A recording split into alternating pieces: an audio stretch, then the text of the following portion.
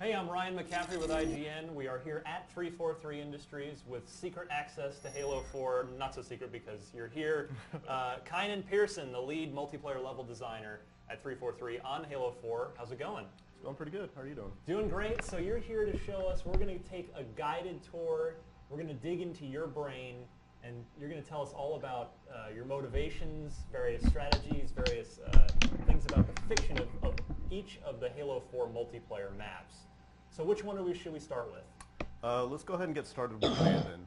So this map, it takes place on the surface of Erebus 7, and it's basically a science facility where they were doing research on the things that happen on this planet.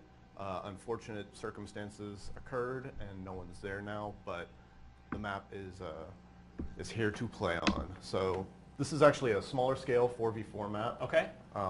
It's great for objective modes. It's non-symmetrical in its design. But it's balanced in terms of what you get on both sides and the opportunities that those provide. So if it's asymmetrical, is this best or maybe not best for something like Capture the Flag, where it's we need two flags going? Does it make it more interesting, or is it more suited for something like just a Team Slayer? It's definitely geared towards certain modes like Team Slayer or Flood.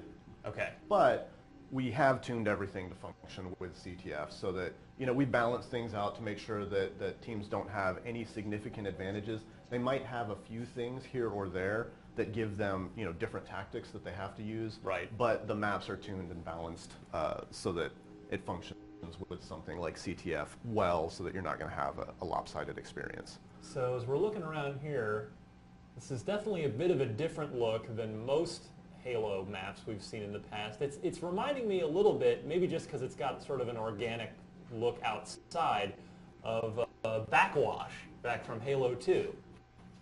This was all the overgrowth and trees and vines and such. But obviously we've got a big base in the middle of this too. So where are the combat points? Where should we be looking to start a fight? Yeah, so a lot of times in various modes, there's going to be some control points and some places where encounters tend to happen a lot. This being one of the areas where it's the wide open combat area on the open side that kind of looks out. Oh, cool. A lot of the map flows in towards the center. So you have a route that goes up here towards the center three-story structure. This three-story structure is where a lot of interesting combat happens, because you've got the top deck, which gives you some lines of sight down into the outer areas of the map. Mm-hmm. So you can kind of defend these locations, but again, with any defensible location, there's multiple routes to get in. So people can get in from the base on the backside. They can use the lift in the center bottom, and they can also use the kind of ramp area that leads out into the open side. So there's three areas that they can get in, and then there's some sneaky routes that people can come in with jetpack, or you can run in from the second level, which interconnects to all of the outer routes, and then there's a ramp that goes straight up. This looks like it could be really fun for either King of the Hill or Oddball too, if everything sort of funnels to that center, but it's 3 stories. Absolutely. It also works out really well for Regicide, which is one of our free-for-all modes where the player in lead is king. So here's the other base, which again, there's routes on all of the outer edges, which give you some interesting cover from people that are defending that top mid, as well as some long lines of sight as people are kind of running in. And there's equivalence on both sides, but they're definitely different flow and different layout to give you some variety and spice and different usable areas. Now there's not a whole bunch of open space here. There's a lot of cover points with the trees and such, so probably not a good map for sniper rifles or long-range weapons.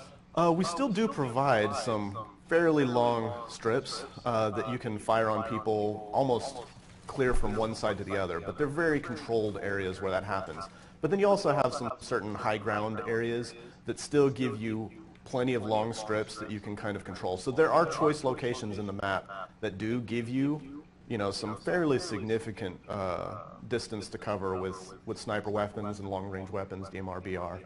So I wouldn't say that it's not best suited to those weapon types. There are opportunities to use them, but you'll definitely find more often some close and mid-range combat opportunities. Now, are there any armor abilities that might be well suited to this level, or is that just more depending on which game type you're in? We did a lot of work to make sure that each of our maps allowed the armor abilities to function in their own unique ways, and that there's areas that kind of support those.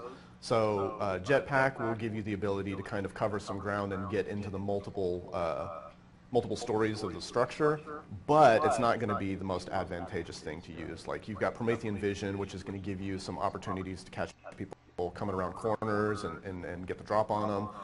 Thruster Pack is going to give you some really nice ways of closing distance. Also, you know, the shield will give you some opportunities to kind of defend your location and hold up in a certain area. Well, what armor abilities do you like to take when you find out that you're going to be playing this level? For the most part, I tend to use Thruster Pack because it gives you lots of opportunities to, whenever you can see somebody on your radar or you're running towards a location where you know that they're at, you can thrust in to close the distance, get melees off so you can kind of engage somebody with a BR, DMR, light rifle, carbine, and then thrust in to kind of do a finisher with melee, or even just to kind of catch up with people. You can thrust in to get there. I also like Promethean Vision just because it gives you an opportunity to catch people coming around corners and get the first shot off. Now, how does a map like this start life? Do you start with that three-story structure and build it out? Where does the idea come from, and how has this map evolved over the course of development of Halo 4? Yeah, so the map has kind of stuck to the original design layout, which is basically that you've got the outer pads and then the central structure. We know up front that we want to try and hit a certain quantity of close quarters maps, a certain quantity of small scale, mid scale, and large scale maps. Mm-hmm.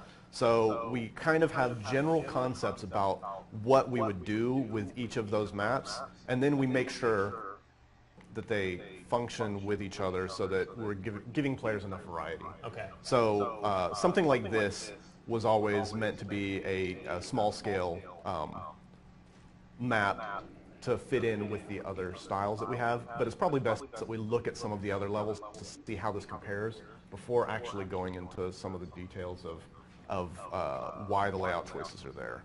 Are there any Easter eggs or hidden nuggets that you guys have buried in here anywhere? Yes. So from a fictional standpoint, this bottom area has this little lab that has these creatures kind of. What are those?